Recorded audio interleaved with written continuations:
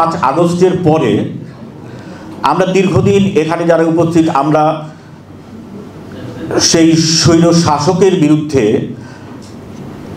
ফ্যাসিবাদের বিরুদ্ধে তাদের আধিপত্যের বিরুদ্ধে আমরা লড়াই করেছি। নারায়ণগঞ্জের মাফিয়াদের বিরুদ্ধে লড়াই করেছি। নারায়ণগঞ্জের মাফিয়াদের বিরুদ্ধে লড়াই করতে গিয়ে সেই লড়াইটা প্রকারান্তরে সরকারের বিরুদ্ধেই আমাদের করতে হয়েছে।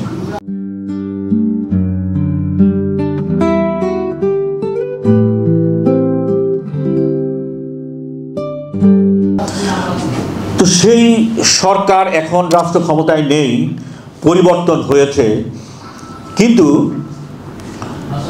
সেই যে স্বৈর শাসনের পদ্ধতি যেটি, প্রক্রিয়া যেটি, সেটিতে কোনো পরিবর্তন আসে না।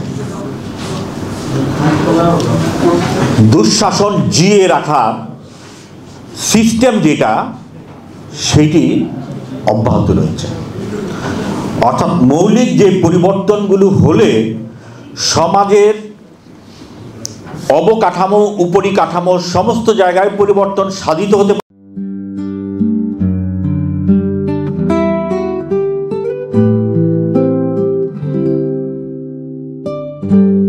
পারে, সেখানে কোনো পরিবর্তন আসে নাই।